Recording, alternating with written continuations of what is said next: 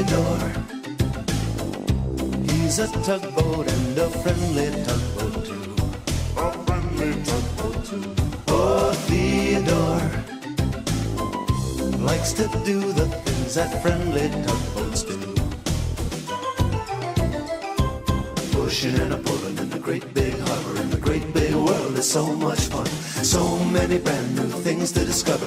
Waking with the sun, gotta get the job done. Oh, Theodore and Emily, Foduck, Hank and George, and the harbor master too.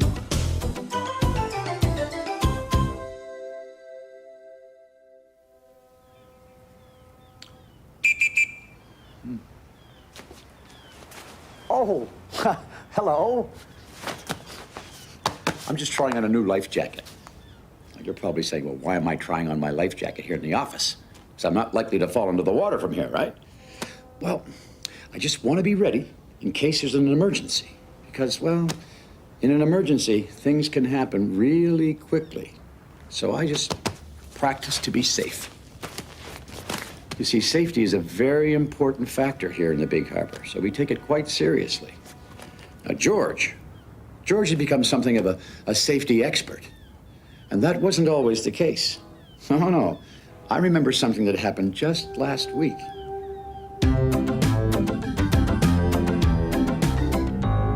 The tugboats were gathered at the Great Ocean Tug and Salvage Company dock, waiting for the dispatcher to give out the jobs for the day. The weather was fine and clear, but few ships were expected in the harbor that day. George was wondering if they might all be given the day off. I'd like to sail up the coast and visit some friends, he told Emily. Good morning, tugboats, said the dispatcher.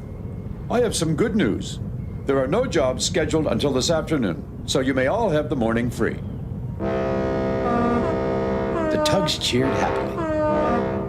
All except Foduck. Excuse me, said Foduck, moving close to the dispatcher. But I believe we do have something to do this morning. And what would that be, Foduck? Said the dispatcher. Well, my emergency signal flag class, replied Foduck very seriously. All the tugs groaned. Not this morning, said George. If you remember, Foduck continued, last week's class had to be canceled because we were so busy. I do remember now, said the dispatcher, and I said you could hold the class as soon as we had some free time. And the first free time, said Foduck, is this morning. You see, it was Foduck's job to hold regular safety classes for the tugs, and he was an expert on signal flags. Thanks for reminding me, Foduck, said the dispatcher. All tugs will attend signal flag class this morning. I don't need a class for signal flags, said George. I know them all. We have to be prepared for an emergency, said Foduck quietly. We've been over it all before, said George to the others. It's a waste of time. George, said Emily, the dispatcher told us to go to Foduck's class. Oh, all right, sighed George.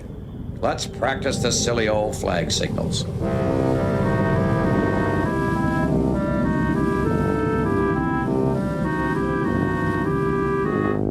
The tugs gathered for signal flag class out in the harbor. In the busy world of the harbor, it is important that all ships can talk to each other in an emergency by showing colored signal flags. The flags are like special words that ships say to each other. The signals help prevent accidents. Let's get started, said Foduck. I will show one of the signal flags and ask someone to tell me what it means. Ready? Ready, said all the tugs, except George, who didn't seem to be listening. All right, said Foduck, showing the first signal flag. What does this flag mean? Emily? That flag means... Emily paused, thinking.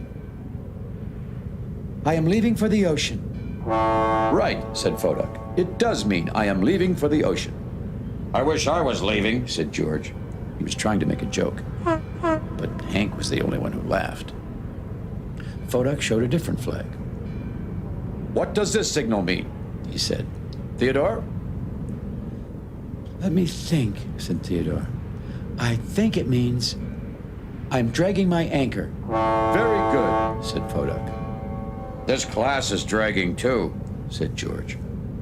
Let's try another one, said Foduck as he showed a new flag. What does this signal mean? George? said George. He was surprised to hear his own name. Go ahead, George, said Theodore, trying to be encouraging. Tell Fodak what the flag means. I will, said George. But he wasn't sure at all what the flag meant. It means, I know, called Hank. Give George a minute to think, said Fodak. I don't know what it means, Said George suddenly. and I don't care. This signal means I am in trouble, said Fodak. George, you really need to know this one. These signal flags are silly, Said George. If a ship is in trouble, she can call me on the radio. But what if the radio isn't working? Asked Emily. Well, I have other things to do. Said George. He still thought the flags were silly, and he could not remember a time when he had ever had to use them. We haven't looked at the other signals yet, called Fodak, who had raised another flag. This is a very important signal. But George was gone.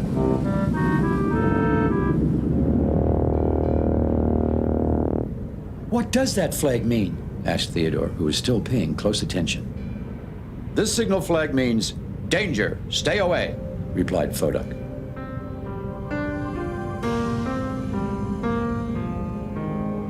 Well, later that day, George was relaxing at the dock when the others returned from signal flag class. My brain is sore from memorizing all those signals, said Hank. I know what you mean, Laughed George. Fodak's class gives me a pain in the head, too. But George was the only one laughing.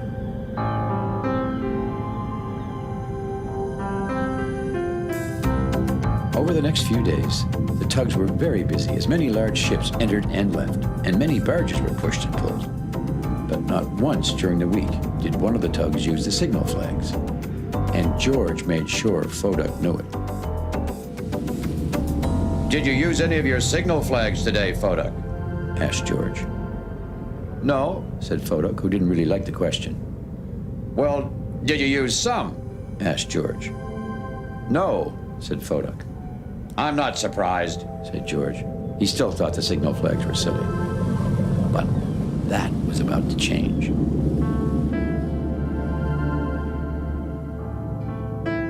The next morning, the dispatcher sent George and Theodore to the harbor entrance to watch for a ship that was late arriving. Maybe we should split up, said Theodore. Good idea, Said George. Theodore, you look in that direction, and I'll check over there. Okay, said Theodore, and he sailed off.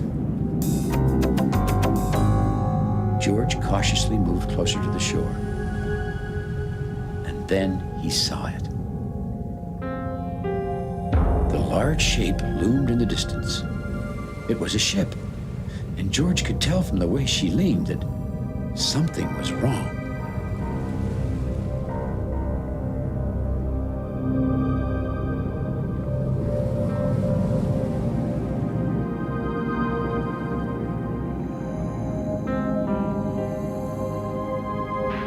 Suddenly, George's radio came on.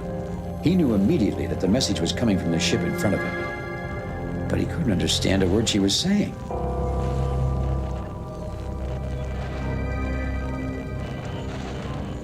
You see, the ship was trying to talk to him, but something was wrong with her radio, and only parts of the words were coming through. Her radio must be broken, thought George. I can't understand. He decided to move closer when the ship showed 2 signal flags.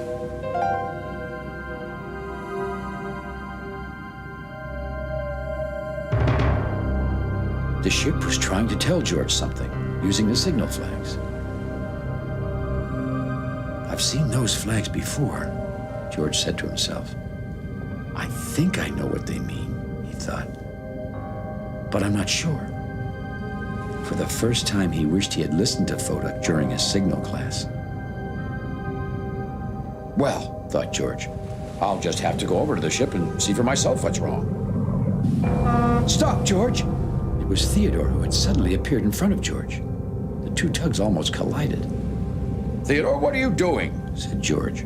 Didn't you see the signal flags? Asked Theodore. Of course I did, Said George. And then he added, but I can't remember what they mean. I can, said Theodore. The first one means, I am in trouble. In trouble? Said George. Then let's go. No, said Theodore, cutting him off. The other flag means you are running into danger. Danger, said George. What danger? They peered closely at the water near the ship, and then they saw the rocks. They were large and jagged and just below the surface. Those rocks are not listed on the charts, said George. That ship must have hit one of them, said Theodore, and now she's stuck. And I would be stuck too, said George, if you hadn't stopped me. How will we ever rescue this ship? I have an idea, said Theodore. We need to find a floating log. Come on.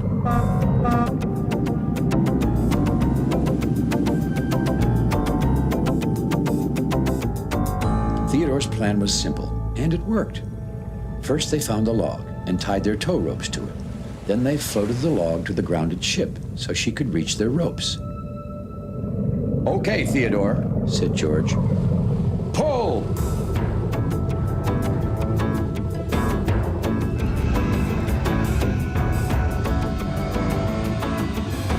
It's working, called Theodore.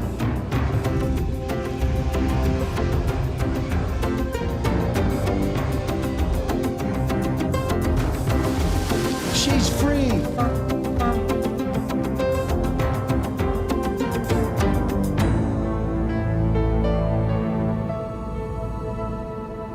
Well, the news of the emergency rescue spread quickly around the harbor. All the tugs congratulated Theodore and George. Good work, said Emily to the two tugs. You saved the day. You're heroes, shouted Hank. George didn't say anything for a moment. It felt good being a hero, but he knew there was someone else who had really saved the day.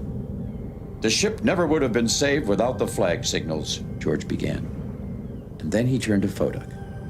Foduck, you were always telling us how important flag signals are. I'm sorry for not listening in your class.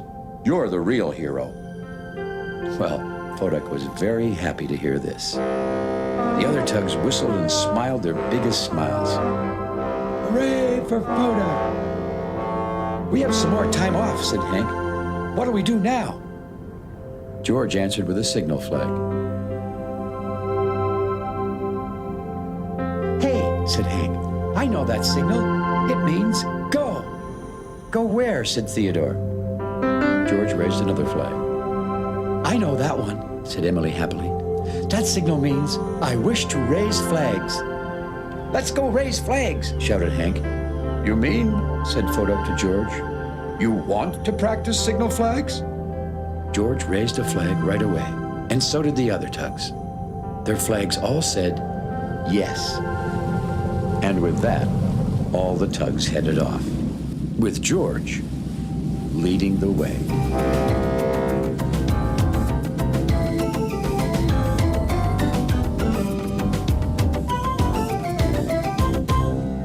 Well, since then, George has become quite an expert on safety signals. Yes, tugboats know a lot about safety. And like the tugboats, I keep practicing for emergencies too. I always do my best to be prepared. You know, that seems right. Now, if my chair falls in the ocean, I'm ready. Thanks for visiting us here in the Big Harbor. We'll see you all again next time. Oh, where's that whistle? There it is. Bye. Theodore, he's a tugboat and a friendly tugboat too. A friendly tugboat too. Oh, Theodore likes to do the things that friendly tugboats do. Pushing and a pulling in the great big harbor, in the great big world is so much fun. So many brand new things to discover. Waking with the sun, gotta get the job done. Oh, Theodore and Emily, Foduck, Hank and George, and the harbor master too.